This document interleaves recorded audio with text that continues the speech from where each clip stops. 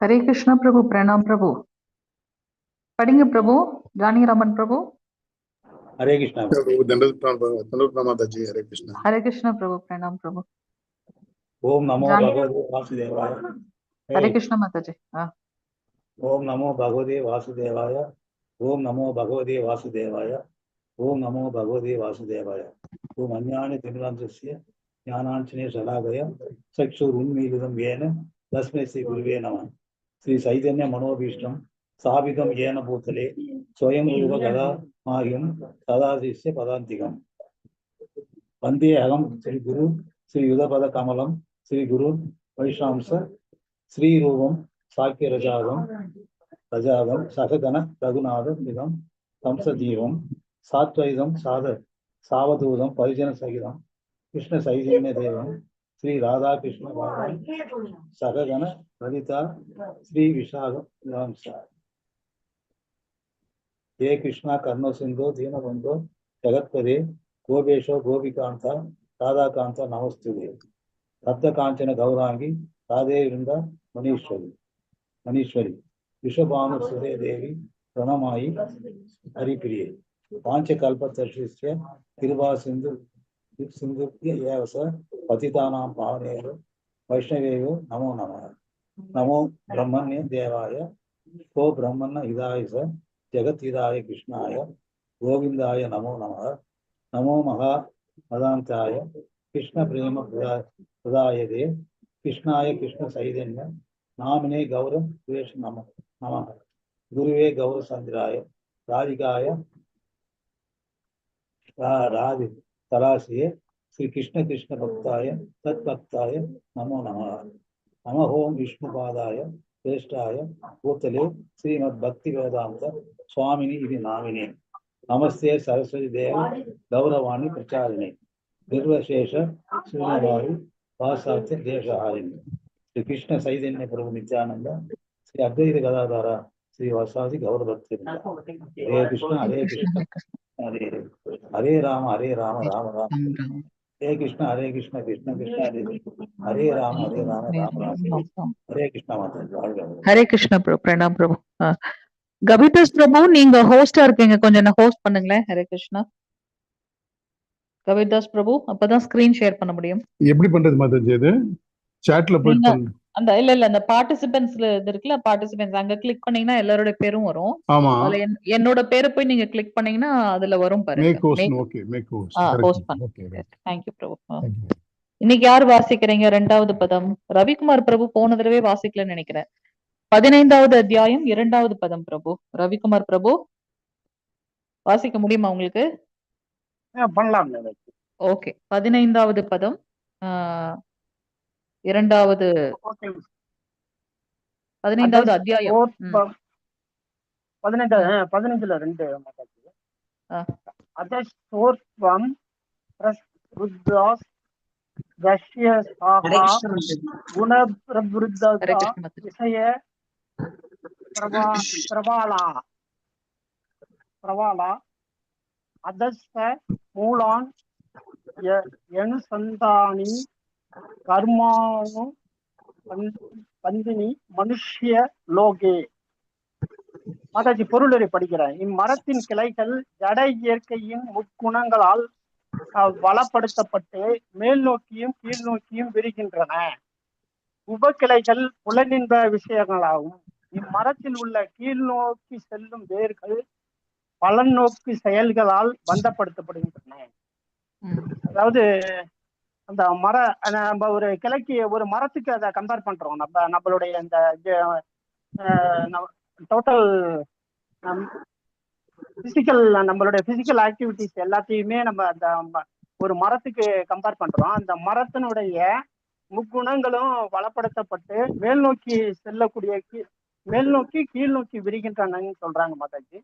உபக்கிளைகள் அது மாதிரி உபக்கிளைகள் புலனின்ப விஷயங்களாகவும் இம்மரத்தில் உள்ள கீழ் நோக்கி செல்லும் வேர்கள் பல நோக்கு செயல்களாக பந்தப்படுத்தப்படுகிறது.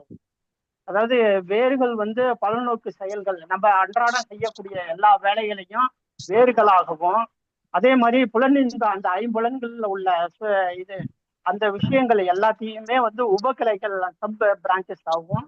அதே மாதிரி இந்த முக்குணங்கள்ல வளப்படுத்தப்பட்டு மேல் ஜட இயற்கையின் முக்குணங்களால் வளப்படுத்தப்பட்டு மரத்தின் கிளைகள் மேல் நோக்கியும் கீழ் நோக்கியும் விரிவடைகின்றன ஜென்ரலா சொல்றாங்க. இதுல உள்ள இந்த தமோ குணம், ஆரஸ்டி, அதாவது ரஜோகுணம், தமோ குணம், அந்த சத்துவ குணம், இந்த 3 குணங்கள்ல உள்ள எல்லா ஆக்டிவிட்டிஸையும் அந்த மரத்தோட கிளைகள் வந்து ஒண்ணு மேல் நோக்கி இருக்கும் இல்ல கீழ் நோக்கி இருக்கும் அப்படின்னு சொல்றாங்க.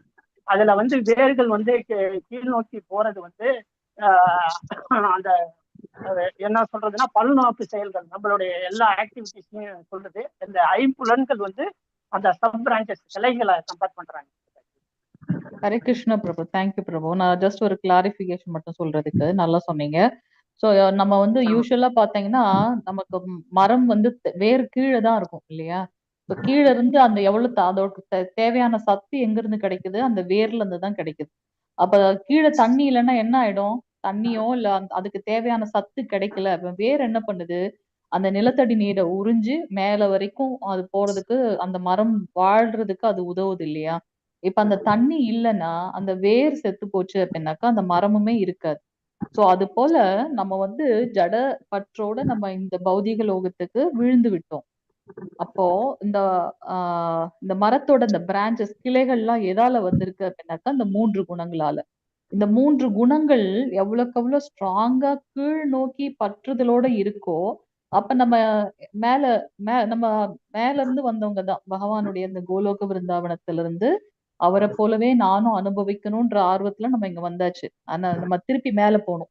அதனால இந்த 3 குணங்களை சரியான விகிதத்துல பயன்படுத்தணும் அப்படின்னா மேலையும் போலாம். இல்ல நான் பௌதிகமான பற்றிலே இருக்கணும்ன்ற நம்ம அந்த ரஜோகுணம் தமோ குணத்துல வீழ்ச்சி அடைந்தோம் அப்படின்னாக்கா கீழ் நோக்கி போறதுக்கும் வாய்ப்பு இருக்கு. அதனாலதான் இந்த கிளைகள் அதை வந்து கிளைகளாக சொல்றாங்க. அது நம்மள மேல் நோக்கியும் கொண்டு செல்லும், கீழ் நோக்கியும் கொண்டு செல்லும். அதுல இருந்து வரக்கூடிய அந்த உப கிளைகள் தான் வந்து இந்த புலனின்பம். அந்த புலனின்பத்தை சத்துவ குணத்தில் சரியான முறையில் பயன்படுத்தணும் அப்படின்னா மேல போயிடும். அதனாலதான் இதுக்கு பேர் உபக்கிளைகள் அப்படின்னு பார்க்கும். அதை சரியான விகிதத்துல நம்ம பயன்படுத்தலைனாக்கா மீண்டும் நமக்கு வீழ்ச்சி தான் வருது அப்படின்றத நம்ம பார்க்கலாம். சோ இந்த மரத்தில் கீழ்நோக்கி செல்லும் வேர்கள் பல நோக்கு செயல்கள். நான் இன்னும் இந்த பௌதீக பந்தத்துல என்னோட குணங்கள் ஆட்கொள்ளப்பட்டு இங்கேயே இருக்கணும், என் புலனின்ப விஷயத்த பண்ணணும் அப்படின்னா நான் வந்து மீண்டும் மீண்டும் பிறப்பு இறப்பு சுழற்சியில இந்த கீழ் உலகத்திலேயே நான் வந்து இது பண்ணிட்டு இருக்க வேண்டியதான், உழன்று கொண்டே இருக்கணும். சோ நம்ம எவ்வளவுக்கு எவ்வளவு முடியுமோ அவ்வளவுக்கு எவ்வளவு வேகமாக பகவானிடத்துல போகணும். பொருளுரை வாசிங்க பிரபு. ஹரே கிருஷ்ணா. பொருளுரை. ஆலமரத்தை பற்றிய வர்ணனை இங்கு மேலும் விவரிக்கப்பட்டுள்ளது. அதன் கிளைகள் எல்லா திக்குகளிலும் பறந்துள்ளன. கீழ்ப்பகுதிகளில் மனிதர்கள், மிருகங்கள், குதிரைகள், பசுக்கள், நாய்கள், பூனைகள் என ஜீவாத்மாக்களின் பலதரப்பட்ட தோற்றங்கள் இருக்கின்றன. இவை கிளைகளின் கீழ்ப்பகுதிகளாகவும் நிலை பெற்றிருக்க, மேற்பகுதிகளோ தேவர்கள், கந்தர்வர்களை போன்ற உயர்நிலை ஜீவன்கள் உள்ளன. அதாவது கீழ் நோக்கி உள்ளது வந்து அந்த மிருகங்களும் மனிதர்களும் இருக்கிறாங்க. அந்த கிளையோட பாட்டத்துல போற கிளைகள்லாம். இதுல மேல் நோக்கி நல்லா நம்ம சத்துவ குணத்தையே பயன்படுத்தி நல்லா உயர்ந்தவர்களா மாறும்போது அது வந்து மேல் நோக்கி போன்ற கிளைகளுக்கு கம்பேர் பண்றாங்க. அவங்க யாருன்னா தேவர்களும் கந்தர்வர்களும் போன்ற உயர்நிலை ஜீவன்களாக இருக்கின்றனர். மரும்ப நீரால்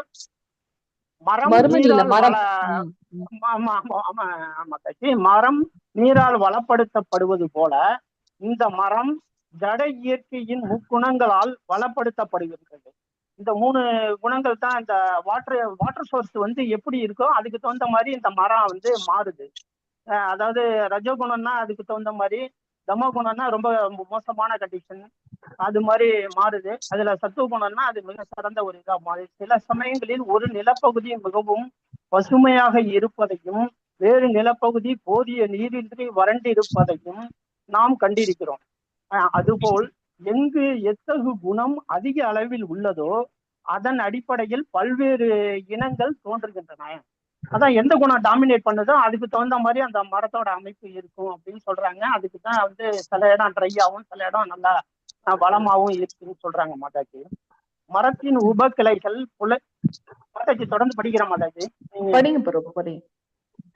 மரத்தின் உபக்கிளைகள் புலனின்ப விஷயங்களாக கருதப்படுகிறது. இயற்கையின் பல்வேறு குணங்களில் அபிவிருத்திக்கேற்ப நாம் பல்வேறு புலன்களை வளர்த்து கொள்கிறோம். அப்புலன்களால் நாம் பலதரப்பட்ட புலனின்ப விஷயங்களை அனுபவிக்கின்றோம். கிளைகளின் நுனியில் காதுகள், மூக்கு, கண்கள் போன்ற புலன்கள் உள்ளன. அவை பல்வேறு புலனின்ப விஷயங்களை அனுபவிப்பதில் பற்று கொண்டுள்ளன. அதாவது அந்த நுனிப்பகுதி நம்ம அந்த ஐம்புலன்களையும் சொல்றாங்க முதல்ல. அதாவது காது, மூக்கு, மற்ற அந்த 3 கண்ணு, மற்ற 2 புலனின்ப விஷயங்களையும் குறிப்பிடுறாங்க. அந்த நுனிப்பகுதி அது என்னத்தை அப்சர்வ் பண்ணுதோ அதுக்கு தகுந்த மாதிரி பற்று கொண்டுள்ளன. எனவே அதுக்கு தகுந்த மாதிரி அந்த மரக்கிளை மேலேயோ கீழேயோ போகும் அப்படின்னு சொல்றாங்க மகாஜி. அடுத்து சப்தம், உருவம், தொடு உணர்வு போன்ற புலனின்ப விஷயங்கள் உபக்கிளைகள், உபவேர்கள் பலதரப்பட்ட இன்பத்தினாலும் துன்பத்தினாலும் வரும் விருப்பு வெறுப்பினை குறிக்கும். பாவ புண்ணியங்களுக்கான நாட்டங்கள் எல்லா திக்குகளிலும் பரவி இருக்கும். இந்த உபவேர்களில் இருந்து வளர்வதாக கருதப்படுகின்றன. மூலவேர் பிரம்ம லோகத்திலும் மற்ற வேர்கள் மானிட லோகத்திலும் உள்ளது. புண்ணிய செயல்களின் பலன்களை உயர்லோகங்களில் அனுபவித்த பிறகு ஒருவன் இந்த பூ உலகிற்கு இறங்கி மீண்டும் கர்மத்தினை உயர்வு பெறுவதற்கான பலநோக்கு செயல்களை மீண்டும் தனது கர்மத்தினை உயர்வு பெறுவதற்கான பலநோக்கு செயல்களை புதுப்பிக்கின்றான். மானிடர்களின் இந்த உலகம் செயல்களின் களமாக கருதப்படுகின்றது. மாதாஜி சொல்லுங்க மாதாஜி. ஹரே கிருஷ்ணா பிரபு. நம்ம முன்னமே பார்த்தது போல இந்த உபக்கிளைகள் அப்படின்றது இந்த புலன்கள் அப்படின்னு பாக்குறோம். அந்த நம்ம பார்த்திருக்கோம் ஏற்கனவே 24 மூலக்கூறுகளால இந்த உடல் ஆக்கப்பட்டிருக்கின்ற 5 புலன்கள், அதுக்கப்புறம் கர்ணேந்திரியம், ஞானேந்திரியம் அப்படின்னு இருக்கு. ஸோ இந்த புலன்கள், புலனென்ப விஷயங்கள் இது எல்லாமே நம்மள ஆட்கொள்ளுது. எப்படி நம்ம கீழ் நோக்கி போறதா இல்ல மேல் நோக்கி போறதான்றது இதெல்லாம் நமக்கு ஒரு தூண்டுவிகளாக இருக்கு அப்படின்றத நம்ம பார்க்கிறோம். ஸோ இந்த உபவேர்கள் பலதரப்பட்ட இன்பத்தினாலும் துன்பத்தினாலும் வரக்கூடிய விருப்பு வெறுப்பினை குறிக்கின்றது. பாவ புண்ணியங்களுக்கு நாட்டங்கள் எல்லா திக்குகளையும் பரவி இருக்கு நம்மளுடைய. அப்ப இதுல இருந்து நம்ம என்ன தெரிஞ்சுக்கிறோம்னா, நம்முடைய புலன்களை சரியான விதத்தில் உபயோகப்படுத்தி முன்னேறுவதற்கு உண்டான செயல்கள்ல நம்ம ஈடுபடணும். நம்மளுடைய உண்மையான மூலம் எங்க? மேல இருந்து வருது. அது மேல எங்க இருக்கு? கிருஷ்ணலோகத்திலிருந்து. ஸோ நம்ம மேல போகணுமா இல்ல கீழே போகணுமான்றத நம்ம தான் முடிவு பண்றது. ஸோ அதுதான் இந்த குணங்கள், இந்த புலன்கள், புலனின்ப விஷயங்கள் அதெல்லாம். இப்ப பிரபு நம்ம அடுத்து கிருஷ்ணர் சொல்லுவார், அந்த வேர்ல இருந்து தண்ணி கிடைச்சதுனாலதான் இந்த மரம் வளர முடியும் இல்லையா? சோ அந்த வேரை எப்படி பற்றறுத்து செய்யறது அப்படின்றத பத்தி நம்ம படிப்போம் அடுத்து. ஸோ மூல வேர் எங்க இருக்கு? இந்த பிரம்மலோகத்திலும் மற்ற வேர்கள் மானிட லோகத்திலும் இருக்கு. புண்ணிய செயல்களின் பலன்களை உயர் லோகங்களில் அனுபவித்த பிறகு எந்த லோகம் போனாலும் நமக்கு இந்த பிறப்பு இறப்பு சுழற்சி இருந்து கொண்டேதான் இருக்கும். அதனால நம்ம மேலுலகம் போயிட்டோம் அப்படின்னு நம்ம நினைச்சோம்னா அங்க அனுபவிச்சதுக்கு அப்புறம் திருப்பி இந்த பூலோகத்திற்கு நம்ம மீண்டும் வருவோம். அப்படி இதை நம்ம நிறைய இடத்துல படிச்சிருக்கோம். ஸோ தனது கருமத்தினை உயர்வு பெறுவதற்கான பலநோக்கு செயல்களை மீண்டும் புதுப்பிக்கின்றான். ஸோ மானிடர்களுடைய இந்த செயல்கள், இந்த உலகம் செயல்களோட களமாக கருதப்படுகின்றது அப்படின்னு பாக்குறோம். அடுத்ததுல என்ன சொல்றான்னு பாக்கலாம். இந்த இதுவும் வாசிச்சிருங்க பிரபு. 3, 4 வாசிச்சிருங்க. சரிங்க மேடம். நரூபம் அஸ்யேஹ ததோ பலப்யதே நாந்தோ ந சாதிர்நஸ சம்பிரதிஷ்டா அஸ்வத்தம் ஏனம் விருட மூலம் அசங்கச சத்ரேன உடேன சித்வா அதஹ பதம் தத் பரிமார்கி தவ்யம் யஸ்மின் கதா ந நிவர்த்தந்தி பூய தம் ஏவ சாத்தியம் புருஷம் பிரபத்வே யத்ய பிரவ்ருத்தி பிரஸ்ருத்ரா புராணி. இம்மரத்தின் உண்மை உருவம் இவ்வுலகில் காணப்படக்கூடியதல்ல. இது எங்கே முடிகின்றது, எங்கே தொடங்குகின்றது, அல்லது இதன் அஸ்திவாரம் எங்கே இருக்கின்றது என்பதை யாராலும் புரிந்து கொள்ள முடியாது. ஆனால் பலமாக வேரூன்றி உள்ள இந்த மரத்தை பற்றின்மை எனும் ஆயுதத்தால் உறுதியுடன் வெட்டி சாய்க்க வேண்டும். இந்த மரத்தோட இது ஆரிஜின் எதுன்னு சொல்ல முடியாது. இது எப்ப தோன்றுனுச்சு, எப்ப முடியுது அப்படின்னு இந்த ஆலமரம் வந்து சொல்ல முடியாது. ஆனா வந்து நம்ம பற்றின்மை எதுலயும் நம்ம பற்று வைக்காம நம்ம இருந்தோம்னாக்கா இந்த மரத்தை வெட்டி சாய்க்கலாம் அப்படிங்கிறது இது வரைக்கும் சொல்றாங்க மாதாஜி. மரத்தை பற்றின்மை எனும் ஆயுதத்தால் உறுதியுடன் வெட்டி சாய்க்க வேண்டும். அதன் பின்னர் எங்கே செல்வதால் மீண்டும் திரும்பி வருவதில்லையோ அந்த இடத்தை நாடி அங்கே யாரிடம் இருந்து எல்லாம் தொடங்குகின்றதோ, யாரிடம் இருந்து எல்லாம் விரிவடைகின்றதோ அந்த பரமபுருஷ பகவானிடம் சரணடைய வேண்டும். அதான் அது வந்து சொல்லுங்க மாதாஜி. இல்ல சொல்லுங்க சொல்லுங்க பிரபு.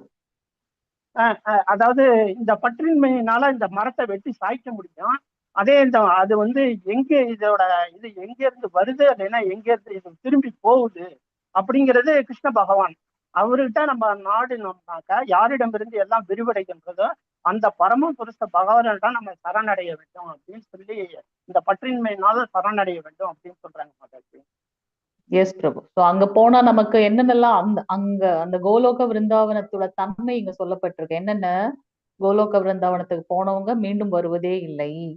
அந்த இடத்தை யாரெல்லாம் நாடி போகணும், அங்கே யாரிடமிருந்து எல்லாம் தொடங்குகின்றதோ, பகவானே ஆதி புருஷர், ஆதி மூலம் இல்லையா?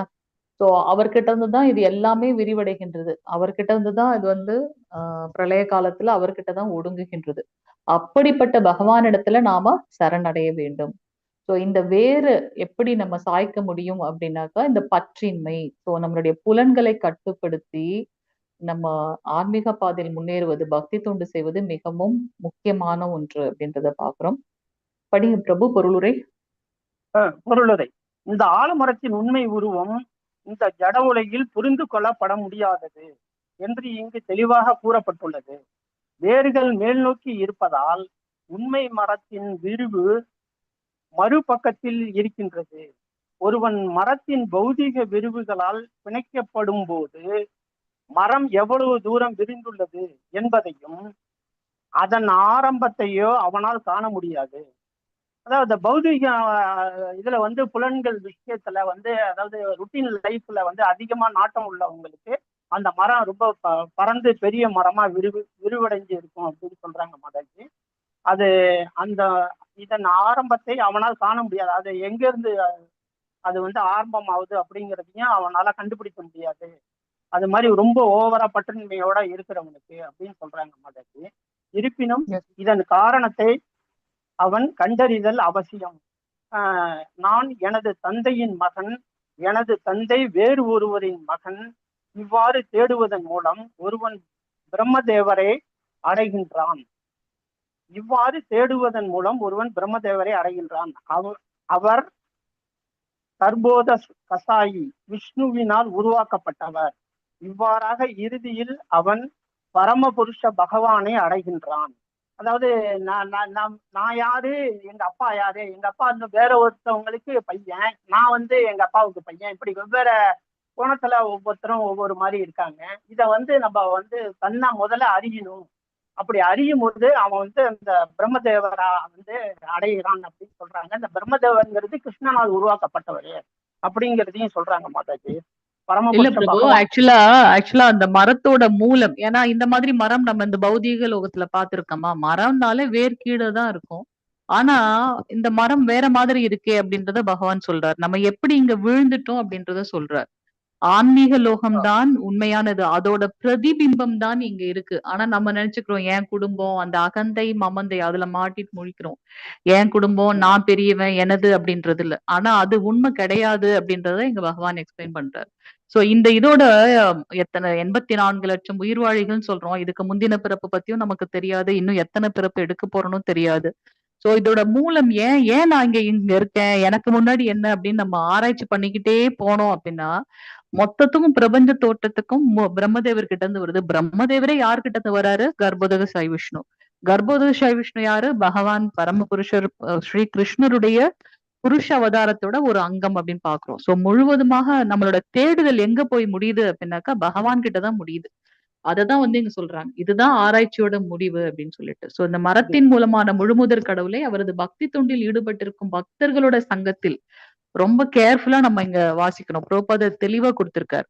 இந்த மரத்தோட மூலம் யாரு அப்படின்றத எப்படி நம்ம வந்து கண்டுபிடிக்கணும் அப்படின்னாக்கா, பகவான் சொல்றார், என்னை விட என் பக்தனை யாரு திருப்திப்படுத்துறாங்க, செயல்களை அவர்களுடைய கட்டளைகளை யாரு செய்யறாங்க வந்து உயர்ந்தவர்கள் அப்படின்னு சொல்லியிருக்காரு. சோ அவருக்கு தொண்டு செய்வதை காட்டிலும் அவருடைய பக்தர்களுக்கு தொண்டு செய்வர்களுக்கு ரொம்ப வேகமாக அவர் வந்து அடையக்கூடிய தன்மையை கொடுக்கிறார்.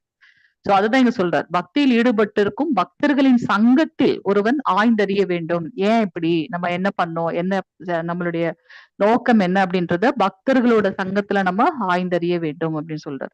வாசிங்க பிரபு. பிறகு உண்மையான பொய்யான பிறகு உண்மையின் பொய்யான பிம்பத்திலிருந்து அவன் படிப்படியாக விடுபடுகிறான். மேலும் ஞானத்தினால் தொடர்பை துண்டித்துக் கொண்டு உண்மையான மரத்தில் அவன் உண்மையிலேயே நிலை பெறுகின்றான். அதான் பிறகு சொல்லுங்க மாதாஜி. ஆமா. சோ இங்க வந்து நம்ம இங்க நினைச்சிட்டு இருக்கோம் இல்லையா, இதெல்லாம் என்னுடையது, நான் அப்படி, நமக்குன்னு ஒரு சமூகம், இதெல்லாம் பொய்யான ஒரு பிம்பம். உண்மையானது எங்க, நம்மளுடைய உண்மையான இது என்ன, நம்மளுடைய தந்தை பரமபுருஷ பகவான், அவருக்கு தொண்டு செய்யறதுதான் என்னுடைய நித்தியமான தன்மை. அத நம்ம இங்க வேற மாதிரி நினைச்சிட்டு இருக்கோம். என் குடும்பத்துக்கு சேவை பண்றது, இதுதான் நான் தான் என் குடும்பத்தையே கட்டி காப்புறது, இவங்க எல்லாம் என்னதை பத்தி தான் டிபெண்ட் பண்ணியிருக்காங்க. சோ இது வந்து ஒரு பொய்யான பிம்பம் அப்படின்றத நம்ம புரிஞ்சுக்கிறோம். எப்ப புரிஞ்சுக்கிறோம், பக்தர்களோட சங்கத்துல இருந்து நம்ம இந்த ஞானத்தை பெறும்போது. அதனாலதான் கடைசி 6 அத்தியாயங்கள் ஞான யோகம் சொல்லப்படுது. சோ அந்த ஞானத்தை பெறும் போது நம்ம என்ன பண்றோம், கொஞ்சம் கொஞ்சமாக இந்த பௌதீக பந்தத்துல இருந்து நம்மளை விடுவித்துக் கொள்கின்றோம். சோ உண்மையான மரத்தில் அவன் உண்மையிலேயே நிலை வருகின்றான். அப்ப நம்மளுடைய அந்த உண்மையான இந்த பௌதீக இதெல்லாம் பொய்யான ஒன்று, ஆன்மீக லோகம் நித்தியமான ஒன்று. அங்க நமக்கு இருக்கக்கூடிய பகவானுடைய அந்த உறவு என்பது நித்தியமான ஒன்று. அது நமக்கு தெரிய வரும்போது, எப்படி தெரிய வருது, ஞானத்தின் மூலமா. அந்த ஞானம் எப்படி பெறப்பட வேண்டும், பக்தர்களோட சங்கத்துல பகவானை பத்தின அந்த ஆய்ந்த அறிவு இருக்கும்போது அந்த ஞானம் நமக்கு வருது. அப்படி வரும்போது நம்ம எங்க போறோம், பகவானிடத்தை பத்தியே நம்ம அவருடைய இதுலயே நம்ம நிலை பெற்று இருக்கின்றோம் அப்படின்றது சொல்லப்படுது. வாசிங் பிரபு அடுத்தது. இவ்விஷயத்தில் அசங்க என்னும் சொல் மிகவும் முக்கியமானது. ஏனெனில் புலனுணர்ச்சிக்கான பற்றுதலும் ஜட இயற்கையின் மீது ஆதிக்கம் செலுத்துவதற்கான நாட்டமும் மிகவும் வலிமையானவை. எனவே அங்கீகரிக்கப்பட்ட சாஸ்திரங்களை அடிப்படையாக கொண்ட ஆன்மீக விஞ்ஞானத்தை விவாதித்த பற்றின்மையை கற்க வேண்டும். இதுல ரொம்ப இந்த புலனர்ச்சி அப்படிங்கிறது மிகவும், அதாவது பற்று, ஜட இயற்கையின் மீது ஆதிக்கம் செலுத்துவதற்கான நாட்டமும் மிகவும் வலிமையானது. அதாவது இந்த பிசிக்கல் ஆக்டிவிட்டிஸ், புலனர்ச்சிக்கான பற்றுதலும் ஜட இயற்கையின் மீது ஆதிக்கம் செலுத்துவதற்கான நாட்டமும் மிகவும் வலிமையானதா இருக்கிறதுனால அதுல இருந்து நம்ம விடுபட்டு இந்த சாஸ்திரங்களின் அடிப்படையில அங்கீகரிக்கப்பட்ட எது ரெகக்னைசேஷன் ஆனிச்சோ அந்த சாஸ்திரங்களின் அடிப்படையில ஆன்மீக விஞ்ஞானத்தை விவாதி பற்றின்மையை கற்க வேண்டும். நம்ம பற்று இல்லாம அதன் மூலம் நம்ம அந்த சாஸ்திரங்களை எல்லாம் படித்து நம்ம பற்றின்மையா இருக்கணும் அப்படின்னு சொல்றாங்க மாதாஜி. அந்த முதல் சென்டென்ஸ் அசங்க சங்க அப்படின்னாக்கா பக்தர்களுடைய சங்கம். அசங்க அந்த ஏன்னா பக்தர்கள் அல்லாதவர்களோட சங்கம்.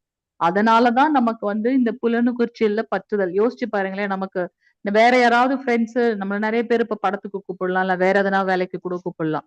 ஆனா பக்தர்களோட சங்கம் இருக்கிறதுனால நம்ம என்ன பண்றோம், இப்ப இந்த பக்த சங்கத்துல நம்ம இணைஞ்சிருக்கோம். இல்லைன்னா நமக்கு நிறைய ஃப்ரெண்ட்ஸ் இருக்காங்க, வேற ஒரு புலனின்ப விஷயத்துல நம்ம போயிருப்போம், ஒரு படம் போயிருந்திருக்கலாம், இல்ல வேற எங்கன்னா டூர் போயிருந்திருக்கலாம். நமக்கு இருக்கிற நேரமே ரொம்ப குறைவான நேரம். அத பகவானுடைய பக்தி தொண்டுல நம்ம ஈடுபடுத்தணும். சோ அந்த அந்த பக்தர்கள் அல்லாதவர்களோட சங்கத்தினால புலனுணர்ச்சியில நமக்கு பற்றுதல் ஏற்படுது. அதனால இந்த ஜட இயற்கையின் மேல நம்ம ஆதிக்கம் செலுத்துகின்றோம். அதுதான் அகங்காரம், மமக்காரம் சொல்றோம். நான் அப்படின்றது அகந்தை, மமக்காரம் என்னுடையது அப்படின்றது. சோ அப்படி செலுத்துறதுனால நமக்கு நாட்டம் வந்து ரொம்ப வலிமையாகுது. அப்போ நம்ம கீழ் நோக்கி போயிட்டு இருக்கோம். அப்போ அதுல இருந்து நம்ம எப்படி விடுபடணும் அப்படின்னா, அங்கீகரிக்கப்பட்ட குரு, ஆன்மீக குரு சீட பரம்பரையிலிருந்து வந்தவங்க மூலமாக சாஸ்திர ஞானங்களை கற்று தேர்ந்து பக்த சங்கத்துல இருந்து நம்ம இந்த விவாதங்களை செய்து பற்றின்மையை எப்படி வளர்ப்பது என்பதை கற்க வேண்டும் அப்படின்னு சொல்லப்பட்டிருக்கு. சோ இது ரொம்ப முக்கியமான ஒன்று. பக்தர்களோட சங்கம், அதுல நம்ம வந்து ஹெல்தியான விவாதம் இருக்க வேண்டும். அது விஞ்ஞானம், ஆன்மீக விஞ்ஞானமாக இருக்கணும். மேலும் ஞானத்தில் சொல்லுங்க பிரபு. மேலும் ஞானத்தின் உண்மையான வீட்டிலிருப்பவர்களிடம் இருந்து கேட்க வேண்டும். ரொம்ப முக்கியமானது. அந்த பணத்துக்காக சத்சங்கம் பண்ற அந்த மாதிரியான விஷயங்களை விடுத்து பகவானை, ஏன்னா 18th சாப்டர் நம்ம படிக்கும்போது பாக்குறோம் பகவானை பத்தின. இப்போ ஒரு குழந்தை காணாம போயிடுச்சுன்னா அந்த குழந்தைய திருப்பி அவங்க பேரண்ட்ஸ் கிட்ட கொடுக்கும்போது அவங்க எவ்வளவு சந்தோஷப்படுவாங்க. சோ பகவான் அதை சொல்றாரு, என்னுடைய இந்த உன்னதமான ஞானத்தை யாரெல்லாம் மத்தவங்களுக்கு சொல்லி அவங்கள பக்தர்களா மாத்துறாங்களோ அவங்க எனக்கு ரொம்ப பிரியமானவர்கள் அப்படின்னு சொல்றாரு பகவான். அதுலதான் அவர் வந்து மகிழ்ச்சி அடைகின்றார். சோ அந்த அந்த ஆஹ் ஞானத்தை உண்மையான அந்த குருசீட பரம்பரை, அங்கீகரிக்கப்பட்ட குருசீட பரம்பரை கிட்ட இருந்து நம்ம தெரிஞ்சுக்கணும் அப்படின்றத பாக்குறோம். பக்தர்களின் சங்கத்தில் நடைபெறும் இத்தகு விவாதங்களின் விளைவாக ஒருவன் பரமபுருஷ பகவானிடம் வருகின்றான். பின்னர் அவன் செய்ய வேண்டிய முதல் பணி அவரிடம் சரணடைவதாகும். அதான் இதனால அவங்க உண்மையா போய் பரமபுருஷ பகவானை நெருங்கிடுறாங்க. இது மாதிரி கான்வர்சேஷன் அவங்களோட பக்தர் அந்த சர்க்கிள்லயே இருக்குது, பக்தர்களுடைய சர்க்கிள்லயே இருந்து அவங்களோட நல்ல கான்வர்சேஷன் பண்றதுனாலயும் குரு சிஷ்யங்கிற ஒரு இதுல இருக்கிறதுனாலயும் அவங்க வந்து இப்ப பகவான்கிட்ட அடையிறாங்க. அதுக்கு பிறகு அவங்களுடைய ஃபர்ஸ்ட் டியூட்டி சரண்டர் ஆகுறது தான். கடவுள்கிட்ட தன்னை அர்ப்பணிச்சு சரண்டர் ஆகுங்க அப்படின்னு சொல்றாங்க. எங்கு செல்வதால் இந்த பொய்யான பிம்ப மரத்திற்கு ஒருபோதும் திரும்பி வருவதில்லையோ அந்த இடத்தின் விவரம் இங்கே கொடுக்கப்பட்டுள்ளது. யாரிடம் இருந்து அனைத்தும் தோன்றியதோ அந்த நபர் புருஷோத்தமரான முழு முதற் கடவுள் கிருஷ்ணரே. அந்த பரமபுருஷரின் கருணையை பெறுவதற்கு அவரிடம் சரணடைந்தால் போதும். அந்த கருணையே சரவணம், கீர்த்தனம் போன்ற பக்தி தொண்டினை ஆற்றுவதன் விளைவாகும்.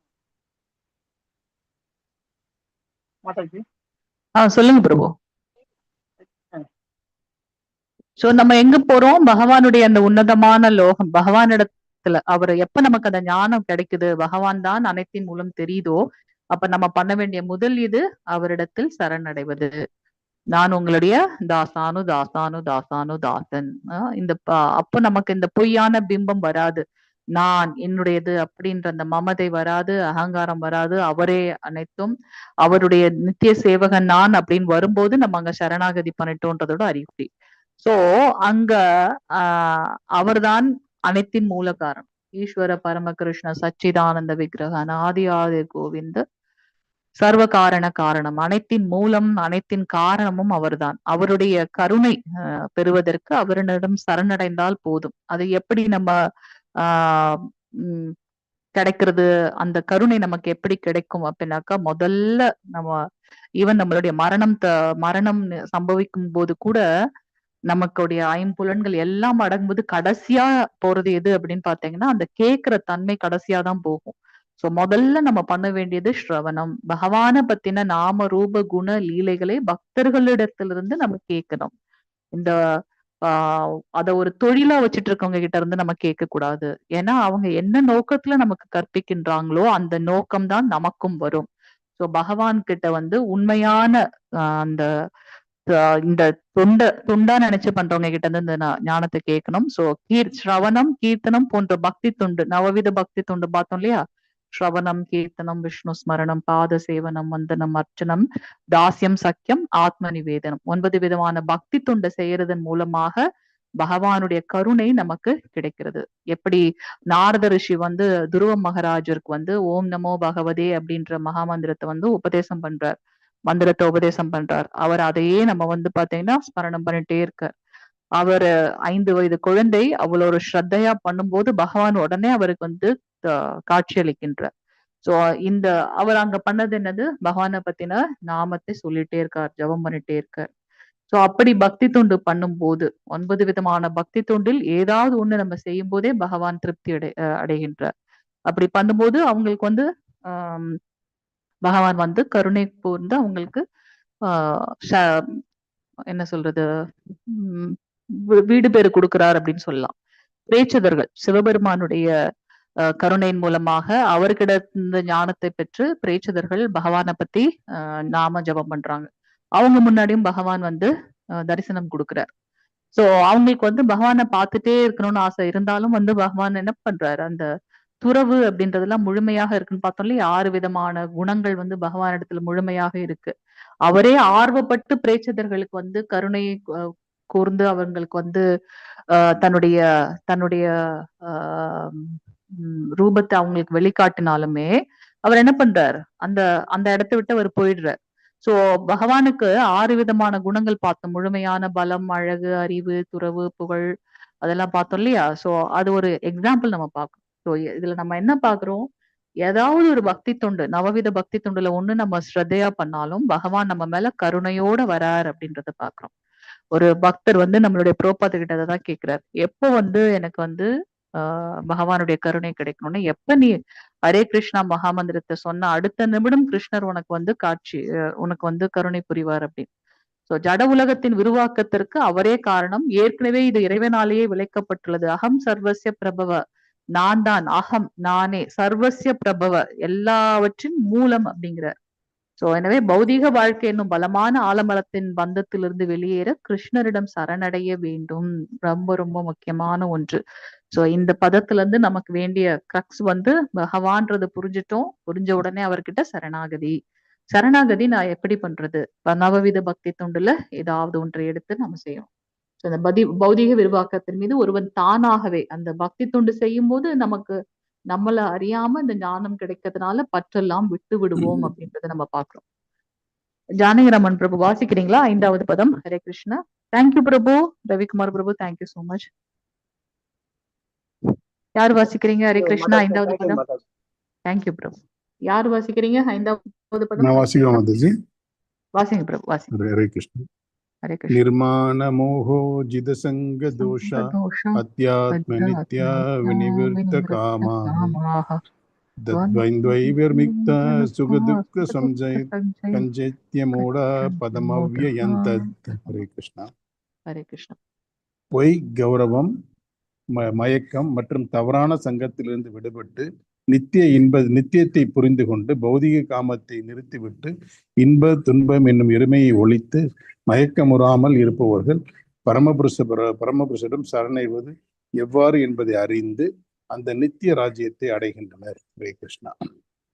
நம்ம பொய், கௌரவம், மயக்கம் இதெல்லாம் விட்டுட்டு தவறான சங்கத்துல இருந்து விடுபடணும். பிளஸ் நித்தியம் யாருன்னு புரிஞ்சுக்கிட்டு அதுல இருக்கக்கூடிய பௌதிக காமத்துல இருந்தே விட்டுட்டு இன்ப துன்பம் எல்லாத்தையுமே ஒழித்து மயக்கமுறாமல் இருக்கணுங்கிறதையும் சொல்றாங்க. பரமபுருஷன் சரணடையணும். அப்படி சரணடைஞ்சோம்னா அந்த ராஜ்யத்தை, நித்தியமான ராஜ்யத்தை அடைகிறதுக்கு சான்ஸ் இருக்குங்கிறது சொல்றாங்க. ஏன்னா 7வது அத்தியாயத்துல சொல்லியிருக்காரு இல்லையா, நம்மளுடைய கிருஷ்ணர் சொல்லியிருக்காரு துக்காலயம் அசாஸ்வதம் அப்படின்னுட்டு. சோ இது வந்து இந்த பௌதீக லோகம் நித்தியமற்றது, ஆன்மீக லோகம் நித்தியமான ஒன்று. அப்ப நம்ம இதுக்கு முந்தின பதத்துல பார்த்தோம், பகவான் தான் அப்படின்னு தெரிஞ்சதுக்கு அப்புறம் அவர்கிட்ட சரணாகதி பண்ணணும். அவர்கிட்ட சரணாகதி பண்ணணும் அப்படின்னாக்கா நம்ம முதல்ல தூய்மை அடையணும். எப்படி தூய்மை அடையணும்? நான் அந்த பொய், கௌரவம், நான் அகந்தை, மமகாரம் அது இருக்கக்கூடாது. மயக்கம் மற்றும் தவறான சங்கத்திலிருந்து, ரொம்ப ரொம்ப முக்கியமான ஒன்று, பக்தர்களுடைய சங்கம் இருந்தால் மட்டும்தான் நாம வந்து ஆன்மீகத்தில் நிலைத்து நிற்க முடியும். நம்மளுடைய அந்த 4 யுகங்கள் பாக்குறோம். சோ அந்த யுகத்துல முதல் யுகம் கிருத்தயுகம் அல்லது சத்தியயுகத்துல எல்லாம் வந்து உங்களுக்கு நிறைய ஆயுட்காலம் இருந்தது. அவங்க தனியா வந்து தவங்கள் ஏற்றி பல ஆயிரக்கணக்கான ஆண்டுகள் தவம் செஞ்சு பகவான் அடைஞ்சாங்க. ஆனா இப்ப இருக்கிற கலியுகத்தோட தன்மையே வந்து எப்படி ஒரு சால்ட்ன்னு எடுத்துட்டா அதோட தன்மையே வந்து அந்த உப்பு தன்மை தெரியும் இல்லையா? அது போல கலியுகம் அப்படின்னாலே வந்து மயக்கம் கொண்டது, மத்தவங்களை சீட்டிங் பண்ணக்கூடிய அந்த ப்ரொபென்சிட்டி குணங்கள் இருக்கும். அந்த மாதிரி இதுல வந்து ரொம்ப அலைக்கழிக்கக்கூடிய சஞ்சலமான மனதை கொண்டவர்கள், ஏமாற்றும் தன்மை கொண்டவர்கள், மனசு வந்து அலைப்பாய்ந்துட்டே இருக்கும்.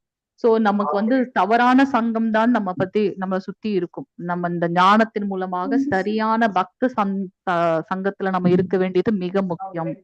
பக்தர்களோட சங்கம் மட்டுமே நம்மள வந்து தூய்மையான பக்தர்களோட சங்கம் மட்டுமே நம்ம ஆன்மீகத்துக்கு கொண்டு செல்லும். ஆமா, அதனால அத புரிந்து கொண்டு இந்த பௌதீகத்துல இருக்கக்கூடிய இன்பத்தை, பௌதீகமான அந்த பற்றுதலை நிறுத்திட்டு இன்ப துன்பம் அப்படின்ற இருமையில இருந்து ஒழிந்தோம் என்றால் நமக்கு வந்து அந்த சரணாகதின்றது வந்து சாத்தியம் அப்படின்றது போட்டு. சோ இதெல்லாம் நம்ம ஏன் இதை படிக்கிறோம் அப்படின்னா, நம்ம கிட்ட என்ன இருக்கு, இதுல இருந்து நம்ம எப்படி வெளியில வர்றது. சில சமயம் நம்ம கிட்ட பக்தர்கள் சங்கம் இல்லாம இருக்கலாம். அப்ப நம்ம அதை கொண்டு வரணும்னு பார்க்கணும். எவ்வளவுக்கு எவ்வளவு முடியுமோ, இப்பதான் நிறைய ஆன்லைன் இதுல வந்துருச்சு. சோ நம்ம வந்து அந்த ஆன்லைன் பக்தர்களோட இது நம்மளுடைய இஸ்கான் மேங்களூர்லயே பாத்தீங்கன்னா இதுக்குதான் நிறைய கிளாஸ் போடுறாங்க. எப்பெல்லாம் நமக்கு டைம் ஃப்ரீயா கிடைக்குதோ அப்பெல்லாம் டக்கு டக்கு நம்ம வந்து பக்தர்களோட சங்கத்துல போயிடும். ஆமா, ஏன்னா ரொம்ப கஷ்டம். தனியா இருந்து நம்ம பக்தி பண்ணிடலாம்னு நினைக்கிறது ரொம்ப ரொம்ப ரொம்ப கஷ்டம். ரொம்ப கஷ்டம். மனசு ரொம்ப அலைப்பாயும். சோ பக்தர்கள் சங்கம்ன்றது ரொம்ப முக்கியம். அப்படி இருந்தாதான் பகவானை பத்தி தெரிஞ்சுட்டு அவருடைய லோகத்தை அடைய முடியும். எஸ் பிரபு, வாசிங்க பொருளுரை. சரணடை முறை இங்கே மிக அருமையாக விவரிக்கப்பட்டுள்ளது. முதல் தகுதி என்னவெனில், கர்வத்தினால் மயங்காமல் இருக்க வேண்டும்.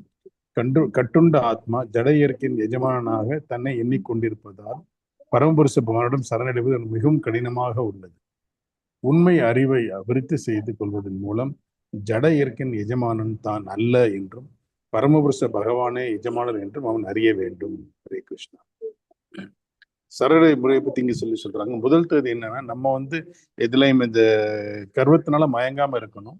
கட்டுண்ட ஆத்மா வந்து இயற்கை எஜமான நான் தான் அப்படின்னு நினைச்சு, நான் தான் நம்ம தான் மெட்டீரியல் எழுது வேண்டுக்கே கிங்கிற மாதிரி நினைச்சுக்கிட்டு இருக்கோம். அது ரொம்ப தப்பானது. இதுல இருந்து நம்ம வெளியே வந்தோம்னா கண்டிப்பா பரமபுருஷம் வந்துட்டு அடைய முடியும். அது அவங்ககிட்ட சரணடைய முடியுங்கிறது சொல்ல வர்றாங்க. இந்த இயற்கை எஜமான் வந்து பகவான் தான், நாம் அல்லங்கிறத கண்டிப்பா புரியணும் அப்படிங்கிறத சொல்றாங்க. கர்வத்தினால் உண்டாகும் மயக்கத்திலிருந்து அவன் விடுதலை பெறும் பொழுது சரணடை முறை தொடங்க முடியும். இந்த ஜட உலகில் ஏதேனும் மரியாதையை எப்போதும் எதிர்பார்க்கும் நபரால் பரமபுருஷ பரவானிடம் சரணடைய முடியாது. சூப்பரான மெசேஜ். நம்ம கர்வத்தை ஃபால்சிகோல இருக்கும்போது கண்டிப்பா ஃபால்சிகோல இருந்து விடுபடணும். விடுபட்டாதான் நம்மளால பகவான்கிட்ட சரணடைய முடியுங்கிறத உறுதியா சொல்றாங்க. பிளஸ் வந்து நமக்கு யாராவது மரியாதை கொடுக்கணும், ஹலோ சொல்லணும், நம்ம போனா நிக்க வாங்கன்னு சொல்லி கேட்கணும். அந்த மாதிரி ஒரு மரியாதையை எதிர்பார்க்காம இருந்தோம்னா கண்டிப்பா நம்ம சரணடைய முடியும். சரணடைக்கு ஒரு மனோபக்குவம் வருங்கிறதையும் சொல்றாங்க. ஒருவன் இவ்வுலகிற்கு வந்து சில காலம் தங்கி பின்னர் சென்று விடுகிறான் என்ற போதிலும் அவன் தானே இவ்வுலகின் எஜமானன் என்ற முட்டாள்தனமான எண்ணத்தில் உள்ளான். இந்த அறியாமையே கர்வத்திற்கு காரணம். இவ்வாறு எல்லா விஷயங்களையும் சிக்கலாக்கி அவன் எப்போதும் தொல்லையிலேயே இருக்கின்றான். முழு உலகமும் இந்த எண்ணத்தின் கீழ் இயங்குகின்றது. இந்த பூமியினை நிலத்தினை மனித சமுதாயத்திற்கு உரியது என்று மக்கள் கருதுகின்றனர். மேலும் இந்த பொய்யான எண்ணத்தின் கீழ் நிலத்தை பாகுபடுத்தி தங்களையே உரிமையாளர்களாக ஆக்குகின்றனர்.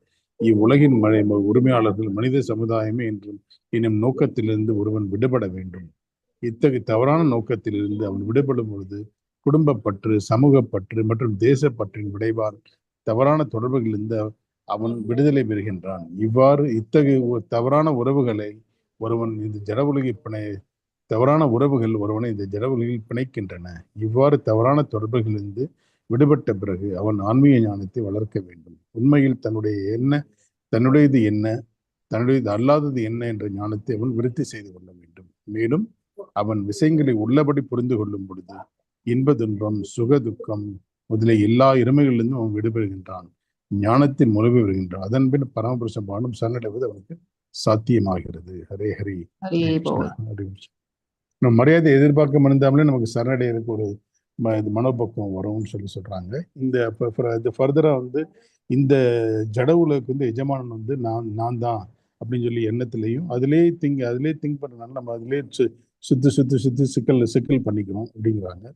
பிளஸ் இந்த பூமி நிலம் எல்லாமே எங்களுக்கு தான் அப்படிங்கிற எண்ணமும் மக்கள் மத்தியில இருக்குது. இந்த எண்ணத்தை நம்ம கிளியர் பண்ணிட்டு இது மேல் நோக்கி போகணும் அப்படிங்கிற எண்ணத்துல இருந்தோம்னா கண்டிப்பா நம்ம இந்த தொடர்புல இருந்து வெளியே வர முடியுங்கிறதையும் உறுதிப்படுத்துறாங்க. இந்த தவறான உறவு என்னன்னா, நான் என் குடும்பம், என் நாடு அந்த மாதிரி எண்ணத்திலிருந்து நம்ம கண்டிப்பா வெளியே வரணும். அப்படி வெளியே வந்தோம்னா நம்ம உண்மையான ஞானத்தை புரிஞ்சு கொள்ள முடியும். பிளஸ் புரிஞ்சுக்கிட்ட மட்டும் இல்லாம இன்பம் துன்பம் சுக துக்கம் ரெண்டையுமே நம்ம ஒரே பார்வையை ஒரே கண்ணோட்டத்துல பார்த்தோம்னா ஞானத்தை, அந்த புண்மையான ஞானத்தை நம்ம அடையிறதுக்கு முயற்சி பண்றோம். அப்படி முயற்சி எடுத்தோம்னாலே சரணடைவதற்கு நமக்கு ஒரு சான்ஸ் கிடைக்குங்கிறத உறுதிப்படுத்துறாங்க. ஹரே கிருஷ்ணா. ஹரே கிருஷ்ணா பிரபு. சோ ஃபர்ஸ்ட் நம்ம பண்ண வேண்டியது நம்மளுடைய அந்த பொய் அகங்காரத்துல இருந்து வெளியில வருது.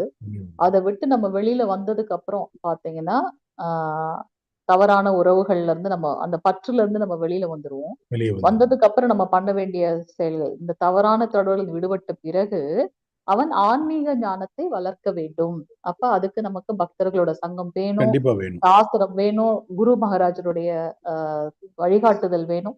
அப்படி நம்ம செய்யும் போது நம்ம கொஞ்சம் கொஞ்சமாக அந்த ஞானத்தை விருத்தி செய்து கொண்ட பிறகு உண்மையான விஷயம் உள்ளது உள்ளபடி இதுதான் அப்படின்றது புரிந்து கொள்ளப்படும். அப்ப ஆட்டோமேட்டிக்கா நம்ம அந்த இருமைகள்ல இருந்து நம்ம வெளிப்படுவோம். அந்த எக்ஸ்ட்ரீம் அந்த 2 இதுல இருந்து நம்ம வெளியில வருவோம். ஞானத்தில் அப்படிதான் நாம் ஞானத்தில் முழுமை பெறுகின்றோம். ரொம்ப அழகா நமக்கு பிரபுபாதர் கொடுத்திருக்காரு. அப்படி பண்ணதுக்கு அப்புறம் நம்ம சரணாகதி பண்ண முடியும். இன்னும் ஒரு பதம் நீங்க வாசிங்க பிரபு. 6வது பதம். நதத் பாசியதே சூரியோ நசசாங்கோ ந பாவக யத் கத்வா ந நிவர்தந்தே தத்தாம பரமம் மம. எனது அந்த பரம வாசஸ்தலம் சூரியனாலோ சந்திரனாலோ நெருப்பினாலோ மின்சாரத்தாலோ ஒளியூட்டப்படுவது இல்லை. அதனை அடைபவர்கள் ஒருபோதும் ஜட உலகிற்கு திரும்புவதும் இல்லை. அந்த பரமலோகம் எந்த விதமான சூரியனாலேயோ சந்திரனாலேயோ நெருப்புனாலேயோ மின்சாரத்தை ஒளியூட்டப்படுறது இல்லை. அங்க அந்த உடம்புல இருந்து வரக்கூடிய எஃப்ளூஜன்ஸ்ங்கிற ஒரு இதுல இருந்தே அந்த என்டையர் உலகமும் அந்த இது பரம்பரை கம்ப்ளீட்டா ஒளியூட்டப்படுது அப்படிங்கிறது சொல்றாங்க. அங்க போனவங்க ஒரு நாளும் திரும்பி வர மாட்டாங்க. ஏன்னா இதுக்கு முந்தின பதத்துல நம்ம பார்த்தோம் இல்லையா, அந்த ஞானம் பெறதுனால அவன் என்னுடைய அந்த உயர்ந்த பரம வாசஸ்தலத்தை அடைகின்றான். அந்த வாசஸ்தலம் எப்படி இருக்குன்றதும் பகவான் சொல்றாரு. இதுக்கு தேவையான விஷயங்கள்லாம் இதெல்லாம் வேண்டிய அவசியமே இல்ல. அத அடைறவங்க மீண்டும் இந்த லோகத்துக்கு வரதே இல்லை. பொருள் புருஷோத்தமரான முதன்முதல் கடவுள் கிருஷ்ணனின் வாசஸ்தலம் இங்கு வருவிக்கப்படுகின்றன. அந்த ஆன்மீக உலகம் கிருஷ்ணலோகம் என்றும் கோலோக விருந்தாவனம் என்றும் அறியப்படுகின்றது. ஆன்மீகவானின் சூரிய ஒளி, சந்திர ஒளி மற்றும் நெருப்பு மற்றும் மின்சாரத்திற்கு அவசியமே இல்லை. ஏனெனில் அங்குள்ள எல்லா கிரகங்களும் சுயமாகவே பிரகாசம் உடையவை. இப்பிரபஞ்சத்தை சுயமாக பிரகாசிக்கக்கூடிய கிரகமாக சூரிய கிரகம் மட்டுமே உள்ளது. ஆனால் ஆன்மீக வாழ்ந்துள்ள எல்லா கிரகங்களுக்கும் சுயமாக பிரகாசிப்பவை. வைகுண்டங்கள் என்று அறியப்படும் அந்த கிரகங்களின் பிரகாசமே பிரம்ம ஜோதி எனப்படும் பேரொளி ஆகும். உண்மையில் அந்த ஒளி கிருஷ்ணரின் லோகமான கோலோக விருந்தாவனத்திலிருந்து வெளிவருகின்றன. ஒளிரும் அந்த ஜோதியின் ஒரு பகுதி மகத் தத்துவத்தினால் ஜட உலகினால் மறைக்கப்பட்டுள்ளது. இதை தவிர அந்த ஒளிரும் வானத்தில் பெரும்பாலான பகுதி வைகுண்டங்கள் என்று அறியப்படும் ஆன்மீக கிரகங்களால் நிறைந்துள்ளன. அவற்றில் முதன்மையானது கோலோக விருந்தாவனம். ஹரே கிருஷ்ணா. நம்ம புருஷோத்தமர் தான் முழுமுதல் கடவுள். அவர் இருக்கக்கூடிய உலகம் கிருஷ்ணலோகம் இல்லைன்னா கோலோக விருந்தாவனம் சொல்லி சொல்றாங்க. அந்த உலகத்துல சந்திர ஒளி, சூரிய ஒளி, நெருப்பு அவசியமே கிடையாது. ஏன்னா அங்க இருக்க கிரகங்கள் எல்லாமே சுயமாக பிரகாசிக்கக்கூடியன்னு சொல்லி சொல்றாங்க. பிளஸ் இங்க இருக்க இது மெட்டீரியல் வேர்ல்டு தான் சூரியன் நமக்கு பிரகதி கொடுக்கணும். ஆனா அங்க இருக்கக்கூடிய கிரகங்கள் எல்லாமே சுயமா பிரகாசிக்கிறது. வைகுண்டங்கள் என்று அறியப்படக்கூடியது பிரம்மஜோதி அப்படின்னு சொல்லி சொல்றாங்க. அந்த பிரம்மஜோதி தான் கிருஷ்ணரோட அது உடம்புல இருந்து வெளிவரக்கூடிய அந்த ஜோதி தான் பிரம்ம ஜோதி அப்படிங்கிறத சொல்லி சொல்றாங்க. அந்த கோலோகத்திலிருந்து வெளிவரக்கூடிய அந்த ஜோதி தான் ஒரு பகுதி கீழே வருது. ஆனா மகத்தத்துவங்கிற ஜட உலகத்துல அது கம்ப்ளீட்டா மறைக்கப்பட்டது அப்படின்னு சொல்லி சொல்றாங்க. வைகுண்டங்கள் என்று அறியப்படும் ஆன்மீக கிரகங்களால் நிறைந்துள்ளது. அவற்றில் முதன்மையானது கோலோக விருந்தாவனம். ஹரே கிருஷ்ணா. இந்த இருண்ட ஜட உலகில் இருக்கும் வரை ஜீவாத்மா இந்த இருண்ட ஜட உலகில் இருக்கும் வரை ஜீவாத்மா கட்டுண்ட வாழ்வில் உள்ளான். அங்க வெறும் இந்த இரண்டு தானே போட்டிருக்கோம். இந்த இரண்டு தான் போட்டிருக்கோம். இந்த இருண்ட ஜட உலகில் இந்த இருண்ட ஜட உலகில் இருக்கும் வரை ஜீவாத்மா கட்டுண்ட வாழ்வில் உள்ளான். ஆனால் இந்த ஜட உலகில் பொய்யான திரிப்படைந்த மரத்தை வெட்டிவிட்டு ஆன்மீக வானத்தை அடைந்தவுடன் அவன் முக்தி பெறுகின்றான். பின்னர் அவன் மீண்டும் இங்கு வருவதற்கான வாய்ப்பு இல்லை. கட்டுண்ட வாழ்வில் உயிர் வாழை தன்னை இந்த ஜட உலகின் எஜமானாக கருதுகின்றான். ஆனால் முக்தி பெற்ற நிலையிலோ அவன் ஆன்மீக ராஜ்யத்தில் நுழைந்து பரமபுருஷரிடம் உறவு கொள்கின்றான். அங்கே நித்தியமான ஆனந்தம், நித்தியமான வாழ்வு மற்றும் நித்தியமான ஞானத்தினை அனுபவிக்கின்றான். ஹரே கிருஷ்ணா. இந்த இது மெட்டீரியல் வேர்ல்டு கம்ப்ளீட்டா டார்கஸ்ட் வேர்ல்டுன்னு சொல்லி சொல்றாங்க. இங்க இருக்கக்கூடிய எல்லாமே அந்த மெட்டீரியல் பந்தத்தினால இருக்காங்க அப்படிங்கிறாங்க. இந்த மெட்டீரியல் பந்தங்கிற ஒரு இது பொய்யான ஒண்ணு வெட்டிட்டு மேல ட்ரை பண்ணோம்னா கண்டிப்பா நம்ம ஆன்மீக வளத்தை அடைய முடியும். அப்படி போனோம்னா அங்க இருந்து திரும்பி வர்றதுக்கு சான்ஸே கிடையாது. ஒண்ணு. ரெண்டாவது வந்து ஜடவுல நான் தான் எஜமான் அப்படிங்கிறதையும் நம்ம மனசுல இருந்து கண்டு அறவே வெளியே எடுத்துடணும். அப்படி எடுத்தோம்னா முத்தி வர்றதுக்கு வாய்ப்பு இருக்கு. அந்த ராஜ்யத்தை நுழையிறதுக்கு நமக்கு வாய்ப்பு இருக்கு. பகவான் கூட நம்ம கண்டிப்பா அவர் கூட சேவை செய்யறதுக்கும் நல்ல வாய்ப்பு இருக்குங்கிறது சொல்லி சொல்றாங்க. அங்க இருக்கிறது நித்தியமான ஆனந்தம், நித்தியமான வாழ்வு, நித்தியமான ஞானத்தை அனுபவிக்கக்கூடிய ஒரு சான்ஸும் கிடைக்குங்கிறது சொல்லி சொல்றாங்க மாதாஜி. ஹரே கிருஷ்ணா. இந்த தகவலை கேட்டு ஒருவன் கவரப்பட வேண்டும்.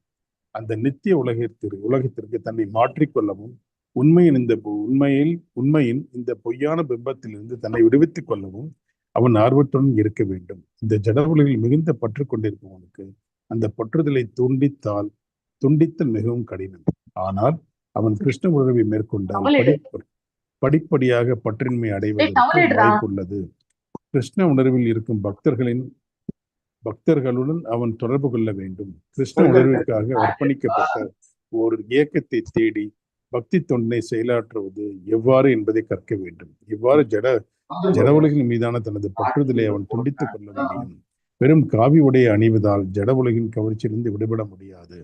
பகவானின் பக்தி தொண்டில் பற்றுணர்வாக அவன் ஆக வேண்டியது அவசியம். எனவே 12ஆம் அத்தியாயத்தில் விவரிக்கப்பட்டுள்ள பக்தி தொண்டை உண்மையான மரத்தின் பொய் பிம்பத்திலிருந்து வெளியேறுவதற்கான ஒரே வழி என்பதை அறிந்து ஒருவன் அதனை மிகவும் தீவிரமாக ஏற்றுக்கொள்ள வேண்டும்.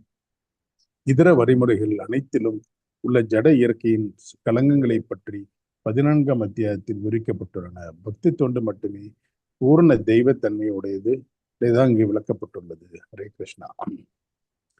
இந்த நித்திய உலகத்துக்கு போகணுங்கிற எண்ணம் நமக்கு வரும்போது இந்த பொய்யான பிம்பத்தை நம்ம விடுவித்துக் கொள்ளணும்னு சொல்றாங்க. இந்த ஜட உலகத்தில் இந்த பற்றுதலை வந்து தண்டிக்கிறது ரொம்ப ரொம்ப கஷ்டம். ஆனா கிருஷ்ண உணர்வை நம்ம ஏத்துக்கிட்டோம்னா படிப்படியா ஸ்டெப் பை ஸ்டெப்பா மேல வர்றதுக்கு வாய்ப்பு இருக்குங்கிறது சொல்றாங்க. கிருஷ்ண உணர்வு வந்து ஒரு அர்ப்பணிக்கப்பட்ட இயக்கம். அந்த இயக்கத்தை நம்ம சேர்ந்தோம்னா நம்ம எப்படி பண்ணுங்கிறது நம்ம அண்டர்ஸ்டாண்ட் பண்ணிக்க முடியுங்கிறது சொல்றாரு. அதே மாதிரி இந்த உலகத்துல இருந்து நம்ம துண்டித்துக் கொள்வது வெறும் காவியுடைய மட்டும் அறிஞ்சிட்டா போறது இல்லை. ஆனா அதுல இருந்து வெளியே வர்றதுக்கு நம்ம கண்டிப்பா முயற்சி பண்ணணுங்கிறதையும் சொல்றாங்க. இது 12ஆம் அத்தியாயத்துல சொல்லியிருக்காங்கிறத பத்தி சொல்றாங்க மாதாஜி. அதே மாதிரி 14 சொல்லியிருக்காங்கன்னு சொல்றாங்க. இந்த பொய் பிம்பத்திலிருந்து வெளியேறதுக்கு ஒரே ஒரு வழின்னா இந்த நம்ம கிருஷ்ணா கான்சியஸ்ல தீவிரமா ஈடுபடணும் அப்படின்னு சொல்றாங்க. ஜட இயற்கையிலிருந்து வெளியே வர்றதுக்கு 14ஆம் அத்தியாயத்துல கண்டிப்பா இது பக்தி தொண்டு எப்படி பண்ணணும், பூர்ண தெய்வத்தன்மையோடைய எப்படி பண்ணுங்கிறதை எக்ஸ்பிளைன் பண்றாங்க மாதாஜி. கிருஷ்ணா. பரமம் மம என்னும் சொற்கள் இங்கு மிக முக்கியமானவை. உண்மையில் ஒவ்வொரு மூளை முடுக்கும் பரமருடைய சொத்தாகும். ஆனால் ஆன்மீக உலகம் பரமமானது. 6 வைபவங்களை பூர்ணமாக கொண்டது. ஆன்மீக உலகில் சூரிய ஒளி, சந்திர ஒளி அல்லது நட்சத்திரங்கள் அவசியம் இல்லை. ந தர்த்த சூரியோ பாதி ந சந்திர தாரகம் இந்த கடவுபனிஷத்திலும் 2.2.15 கூறப்பட்டுள்ளது. ஏனெனில் ஆன்மீக வெளி முழுவதும் பரமபுருஷன் அந்தரங்க சக்தியினால் பிரகாசப்படுத்தப்பட்டுள்ளது. சரணடைவதால் மட்டுமே அந்த பரம வாசஸ்தலம் அடையப்படக்கூடியது, வேற வழிகளால் அல்ல. பரம மதங்கிறது ரொம்ப ரொம்ப முக்கியமான சொல் அப்படின்னு சொல்றாங்க. இந்த உலகிற்கு ஒவ்வொரு மூளை முடுக்கு எல்லாமே நம்ம பரமபுருஷ பகவானுக்கு தான் சொந்தம். அதனால ஆன்மீகமும் பரமமானது. அந்த 6 வைபவங்கள் பூர்ணமா கொண்டதை நம்ம பகவான். இந்த ஆன்மீக உலகத்துல சூரிய ஒளியோ சந்திர ஒளியோ நட்சத்திரங்களோ அவசியமே கிடையாது அப்படிங்கிறத கடக உபனிஷத்துல சொல்லியிருக்காங்கன்னு சொல்றாங்க. ஆன்மீக ஒளி முழுமே பரம்புருஷன் அந்தரங்க சக்தினால பிரகாசப்படுத்தப்பட்டுள்ளது அப்படின்னு சொல்றாங்க. நம்ம சரணடைஞ்சா கண்டிப்பா அந்த வாசத்தில் அடையிறதுக்கு நல்ல நல்ல வாய்ப்புகள் இருக்குங்கிறதையும் சொல்றாங்க. வேற வரிகளால் கண்டிப்பா அவர் அடைய முடியாது. அவர்கிட்ட சரணாகதி அடைஞ்சு நம்ம அந்த பக்திங்கிற தொண்டை செயல்படுத்தணும்னா கண்டிப்பா அடைய முடியுங்கிறத உறுதிப்படுத்துறாங்க. ஹரே கிருஷ்ணா. ஹரே கிருஷ்ணா பிரபு. தேங்க்யூ பிரபு. ஹரே கிருஷ்ணா. மாதாஜி இருக்கீங்களா மாதாஜி? விஜய மாதாஜி 7வது பதம். 7வது படிக்கிறேன் மாதாஜி. சொல்லுங்க பிரபு கொஞ்சம். எஸ் மாதாஜி. சொல்றேன் மாதாஜி. மமை வாம்சோ ஜீவலோகே ஜீவபூத சனாதனக மனசஷ்டானி இந்திரியாணி பிரகிருதி ஸ்தானி கர்ஷதி. மொழிபெயர்ப்பு. இந்த கட்டுண்ட உலகில் இருக்கும் ஜீவாத்மாக்கள் எல்லோரும் எனது நித்தியமான அம்சங்கள் ஆவர். கட்டுண்ட வாழ்வின் காரணத்தால் மனம் உட்பட 6 புலன்களுடன் இவர்கள் மிகவும் கடினமாக சிரமப்படுகின்றனர். இந்த நம்ம ஜட இயற்கையில இருக்கிற அந்த கட்டுண்டா ஜீவாத்மாக்கள் எல்லாமே வந்து நம்ம பகவானுடைய நித்தியமான அம்சங்கள். நம்ம அந்த இந்த வாழ்வுல எப்படி இருக்கும், இந்த கட்டுண்ட வாழ்வுல இருக்கிறதுனால இவங்க வந்து ரொம்ப வந்து சிரமப்படுறாங்க. எப்படின்னா மனம், அந்த மனத்தோட 5 புலன்கள் சேர்ந்து அதுல கட்டுண்டு இருக்கிறதுனால ரொம்ப கடினமா இருக்காங்கன்னு சொல்றாங்க. பொருளுரை. இந்த பதத்தில் ஜீவாத்மாவின் அடையாளம் மிக தெளிவாக கொடுக்கப்பட்டுள்ளது. ஜீவாத்மா பரமபுருஷரின் நித்தியமான அம்சமாகும். கட்டுண்ட வாழ்வில் அவன் தனித்தன்மையை ஏற்பதோ பிறகு முக்தி பெற்ற நிலையில் இறைவனுடன் ஒன்றாகி விடுவதோ அல்ல. நித்தியமாக அவன் அம்சமே சனாதன என்று தெளிவாக கூறப்பட்டுள்ளது. வேத கருத்தின்படி பரமபுருஷ பகவான் எண்ணற்ற ரூபங்களில் தன்னை விரிவுபடுத்தி தோற்றமளிக்கின்றார். இவற்றில் முதல் நிலை விரிவுகள் விஷ்ணு தத்துவம் என்றும் 2ஆம் நிலை விரிவுகள் ஜீவ தத்துவம் என்றும் அழைக்கப்படுகின்றன. வேறு விதமாக கூறினால் விஷ்ணு தத்துவங்கள் சுய அம்சங்கள் என்றும் ஜீவாத்மாக்கள் பின்ன அம்சங்கள் என்றும் கூறப்படுகின்றன. பகவான் ராமர், நரசிம்ம தேவர், விஷ்ணுமூர்த்தி மற்றும் வைகுண்ட லோகங்களில் வீற்றிருக்கும் எண்ணற்ற உருவில் பகவான் தனது சுய விரிவுகளின் மூலம் தோன்றுகிறார். ஜீவாத்மாக்கள் என்னப்படும் பின்ன விரிவுகள் அவரது நித்தியமான தொண்டர்கள். பரமபுருஷ பகவானின் சுய விரிவுகள் ஒவ்வொருவருக்கும் எப்போதும் தனித்தன்மை இருக்கின்றது. அதுபோல பின்ன விரிவுகளான ஜீவாத்மாக்களுக்கும் தங்களுக்கென்று தனித்தன்மை உடையவர்களாக இருக்கின்றனர். பரம புருஷரின் அம்சங்கள் என்பதால் ஜீவாத்மாக்கள் அவரின் குணங்களிலும் பங்கு உடையவர்களாக உள்ளனர். அத்தகு குணங்களில் சுதந்திரமும் ஒன்று. தனிப்பட்ட ஆத்மா என்ற விதத்தில் ஒவ்வொரு உயிர்வாளியும் தனக்கென்று தனித்தன்மையையும் சிறிதளவு சுதந்திரத்தையும் பெற்றுள்ளனர். இந்த சுதந்திரத்தை தவறாக உபயோகிப்பதால் ஒருவன் கட்டுண்ட ஆத்மாவாக ஆகின்றான். இதே சுதந்திரத்தை சரியாக உபயோகிப்பதால் ஒருவன் எப்போதும் முக்தி பெற்ற நிலையில் உள்ளான். 2 நிலைகளிலும் அவன் பரமபுருஷரை போன்று தன்மையில் நித்தியமானவன். முக்தி பெற்ற நிலையில் அவன் ஜட வாழ்விலிருந்து விடுபட்டு இறைவனுடைய தெய்வீக தொண்டில் ஈடுபட்டுள்ளான். கட்டுண்ட வாழ்வில் அவன் ஜட இயற்கையின் குணங்களினால் ஆதிக்கம் செலுத்தப்பட்டு இறைவனுடைய திவ்யமான அன்பு தொண்டினை மறக்கின்றான். விளைவு, இந்த ஜட உலகில் அவன் தனது வாழ்வை தக்க வைத்துக் கொள்ள அவன் மிகவும் கடினமாக சிரமப்பட வேண்டியது உள்ளது. இதை மட்டும் சொல்லி நம்ம அதாவது இந்த கட்டுண்ட ஆத்மாக்கள் வந்து 6 மனம் 6 புலன்களோட ரொம்ப கஷ்டப்படுறாங்கன்னு சொல்றாங்க. இந்த படத்துல வந்து ஜீவாத்மாவை பத்தி நல்லா சொல்லியிருக்காங்க மாதாஜி. இந்த ஜீவாத்மா வந்து பரம புருஷரன் வந்து நித்தியமான அம்சம்தான். இது வந்து கட்டுண்ட வாழ்வினுடைய தன்மையை வந்து அதை ஏற்பதோ அது வந்து இல்ல முக்தி பெற்று இறைவனுடைய ஒன்றாய் விடுவதோ அது ரெண்டுமே கிடையாது. அவனுக்குன்னு அது வந்து ஒரு நித்தியமான அம்சம் அவனுக்கு தனி அம்சம் இருக்குன்னு சொல்றாங்க. இப்ப பரமபுருஷ பகவான் வந்து எண்ணற்ற ரூபங்கள்ல வந்து தன்னை விரிவுபடுத்துறார். அதுல வந்து முதல்ல விரிவு வந்து விஷ்ணு தத்துவம் சொல்றாங்க. 2ஆம் நிலை வந்து ஜீவ தத்துவம். அத வந்து விஸ்வாம்ச விபினாம்ச அப்படின்னு சொல்றோம். பகவான் விஸ்வனுடைய கிருஷ்ணருடைய சுய விரிவங்கம் தான் விஸ்வாம்சன் பாக்குறோம். அதுலதான் நம்ம எல்லா அவதாரங்களையும் பாக்குறோம். விபினாம்ச அப்படின்னாக்கா இந்த உப அவதாரங்கள் அப்படின்னு நம்ம பாக்குறோம். அதுல ஒண்ணு நம்ம அந்த ஜீவாத்மாக்கள் எல்லாரும் பிரம்மதேவர், சக்தி ஆவேஷ அவதாரம், 6 விதமான அவதாரங்கள் எடுக்கிறாரு அப்படின்றத நம்ம பார்த்தோம் இல்லையா பகவான். அது வந்து அந்த விபினாம்ச விஷ்ணு தத்துவம் அந்த இதுல வருது. எவ்வளவு அழகா இங்க புரோபாதர் சொல்லியிருக்காரு பாருங்க. ஒவ்வொரு அவதாரத்துக்கும் வந்து ஒரு தனித்தன்மை. நரசிம்மதேவர் ஒரு தனித்தன்மை, வாமனர் ஒரு தனித்தன்மை, வராகர் ஒரு தனித்தன்மை. அது போல இந்த இந்த ஜீவாத்மாக்களுக்கும் வந்து தனித்தன்மை இருக்கு. அதனாலதான் நம்மளுடைய பிலாசபி பகவான் கிட்ட இருந்து நான் வந்தாலும் அவருடைய குணத்துல இருந்து வந்தாலுமே அவர் வேறு நம்ம வேறு, துவைதம். ஆனா ஆதிசங்கரர் வந்து அத்வைதம், ரெண்டும் ஒண்ணு அப்படின்னு சொன்னார் இல்லையா. சோ நம்ம வேறன்னு நம்ம சொல்றோம். அத இங்க ரொம்ப தெளிவா சொல்லியிருக்காரு. ஜீவாத்மாக்கள் தனித்தன்மையோட இருக்கு. எப்படி பகவானுடைய அவதாரங்கள் ஒன்னொன்னுத்துக்கும் ஒரு தனித்தன்மை இருக்கோ அது போல நம்ம எல்லாருக்குமே வந்து தனித்தன்மை இருக்கு. நமக்கும் வந்து பகவானுடைய அம்சங்கள் எல்லாமே இருக்கு. அவருடைய குணங்களிலும் பங்குடையவர்களாக இருக்காங்க. பகவான் கிட்ட இருக்க குணங்கள் எல்லாம் நம்ம கிட்டயும் இருக்கு. அவர்கிட்ட இருக்க அந்த கருணை, அன்பு, இது எல்லாமே நம்ம கிட்டயும் இருக்கு அப்படின்னு. ஆனா நம்ம ஏன் இங்க ஒவ்வொரு தடவை நம்ம யோசிப்போம் இல்லையா, கோலோக விருந்தாவனம்னு பாக்குறோம், நம்மளுடைய மூலம் அங்க இருந்துன்னு பாக்குறோம். அப்ப ஏன் நம்ம இங்க வந்தோம்? அவரே சொல்றாரு, நம்ம இந்த லோகத்துல இருந்தவங்க மீண்டும் வீழ்ச்சி அடைவதில்லைன்னு சொல்றாரு.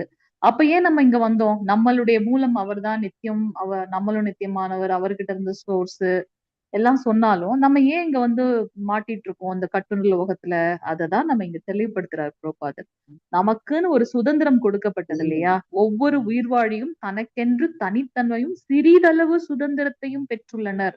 நமக்கு கொடுத்த அந்த சுதந்திரத்தை நம்ம தவறாக உபயோகிச்சதுனால, போன வாரம் கிளாஸ்ல நம்ம டிஸ்கஸ் பண்ணணும்னு நினைக்கிறேன் அந்த பாயிண்ட். அந்த தவறாக உபயோகிச்சதுனால இந்த கட்டுண்ட ஆத்மாவாக நம்ம மாட்டிட்டு இருக்கோம். இதே சுதந்திரத்தை சரியாக உபயோகிச்சோம் அப்படின்னாக்கா நம்ம முக்தி பெற்று பகவானை வந்து அடைய முடியும் அப்படின்றத இங்க சொல்றார். சோ இந்த ரெண்டு நிலையிலுமே அவன் பரமபுருஷரை போன்று தன்மையில் நிச்சயமானவன். அவர் சுதந்திரமானவர், நாமும் சுதந்திரமானவன். ஆனா நம்ம வந்து என்ன தவற நினைச்சுக்கிட்டோம். நம்ம நினைச்சிட்டு இருக்க சுதந்திரம் இது சுதந்திரமே கிடையாது. புரோபாதர் வந்து பக்தி சித்தாந்த சரஸ்வதி சுவாமிகள் அவருடைய குருவை பார்க்க போகும்போது அவர் சொல்றார், முதல்ல பார்க்கும்போது இப்ப வந்து இந்தியாவே வந்து சுதந்திரத்துக்காக போராடிட்டு இருக்கு.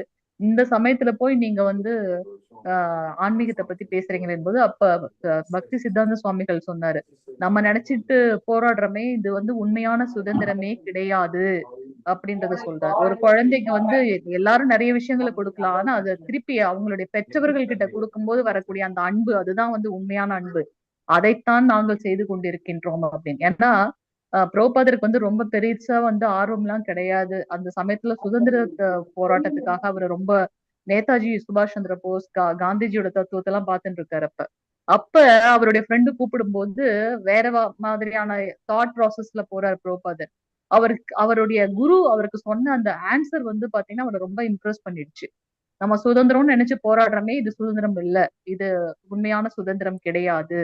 அது போல ஒரு குழந்தைக்கு ஒரு இடத்துல தவறிடுச்சு அப்படின்னா அந்த குழந்தைக்கு நிறைய பேர் சாப்பாடு கொடுக்கலாம், கல்வி கொடுக்கலாம், உடை கொடுக்கலாம், தங்குறதுக்கு எல்லாமே பண்ணி கொடுக்கலாம், எல்லாமே பண்ணலாம். ஆனா அந்த குழந்தைய திருப்பி அவங்க அப்பா அம்மா கிட்ட சேர்க்கும் போது வரக்கூடிய அந்த அன்பு, அந்த விஷயம் வந்து மத்த எந்த விஷயத்துலயும் கிடையாது. நாங்கள் அததான் செஞ்சுட்டு இருக்கோம் அப்படின்னு. சோ நம்ம தவறாக அந்த சுதந்திரத்தை உபயோகப்படுத்துறதுனால நம்ம இங்க இருக்கோம். இந்த முக்தி பெற்ற நிலையில் ஜட வாழ்க்கையில இருந்து விடுபட்டு இறைவனுடைய தெய்வீக தொண்டில் ஈடுபட்டுள்ளான். சோ ரொம்ப முக்கியம் தெய்வீக தொண்டு. ஒருவருக்கு வந்து பக்தி தொண்டு கிடைக்குது அப்படின்னாக்கா பகவானுடைய கருணை இருந்தால் மட்டுமே அந்த பக்தி தொண்டு நமக்கு கிடைக்கும். எந்த சேவை நமக்கு கிடைச்சாலும் அது பகவானுடைய கருணை. அந்த அந்த உண்மையான பக்தன் அல்லாதவர்களுக்கு அந்த சேவை கிடைக்காது. கிடைச்ச சேவை விட்டுறாங்க அப்படின்னாக்கா அவங்க பக்தி மார்க்கத்துல இருந்து வெளியேறாங்கன்னு அர்த்தம். சோ இதெல்லாம் இப்ப ஏன் நம்ம இங்க பண்றோம், இங்க ஏன் நம்ம அச்ச விருப்பத்தை பண்றோம், இங்க ஏன் நம்ம இந்த இதெல்லாம் பண்றோம் அப்படின்னாக்கா இங்க நம்ம பிராக்டிஸ் பண்றோம். அப்பதான் வந்து கோலோக விருந்தாவனத்துல போய் நம்ம அதே பக்தி தொண்டை செய்ய முடியும். இங்க வந்து நம்ம அதை பிராக்டிஸ் எடுத்துட்டு இருக்கோம் அப்படின்றத நம்ம பார்க்கலாம். திவ்யமான அன்பு மாதாஜி ஆயிடுச்சுங்களா பிரபு? ஒரு நிமிஷம் பிரபு. சோ மறக்கின்றான் விளைவு இந்த ஜட உலகில் தனது வாழ்வை தக்க வைத்துக் கொள்ள அவர் மிகவும் கடினமாக சிரமப்பட. உண்மையான இதை மறந்ததுனால பொய்யான இதுல நம்ம ஆட்கொள்ளப்பட்டு நம்ம இங்க கஷ்டப்பட்டுட்டு இருக்கோம். ஓகே, அடுத்த வாரம் 659வது பேஜ்ல வந்து ஞாபகம் வச்சுக்கோங்க மாதாஜி. மாதாஜி அடுத்ததுல நீங்க வாசிங்க மாதாஜி. மனிதர்கள் அது அடுத்ததுல நம்ம வாசிக்கலாம். ஞாபகம் வச்சுக்கோங்க. இது எத்தனாவது பதம்? 7வது பதம் நினைக்கிறேன். 7வது பதம் அந்த பேஜ் 659. நான் மார்க் பண்ணி வச்சிருக்கேன் மாதாஜி. நான் மார்க் பண்ணி வச்சிருக்கேன். ஓகே பிரபு, thank you பிரபு. ஹரே கிருஷ்ணா. வாஞ்சகல்பதருப்யஸ்ய கிருபாசந்தேவச பதிதானாம் பாவனேப்யோ வைஷ்ணவேப்யோ நமோ நமः. अनंत कोटि वैष्णव वृंद की जय. नामाचार्य श्रील हरिदास ठाकुर की जय. जगत गुरु श्रील प्रभुपाद की जय. गौरव प्रेमानंदे हरि हरि बोल. हरे कृष्णा. हरे कृष्णा. प्रणाम प्रभु. हरे Krishna Prabhu. Mataji Hare Krishna. Bind up Mataji. Thank you Mataji. Thank you Prabhu ji. Hare Krishna. Hare Krishna. Hare Krishna.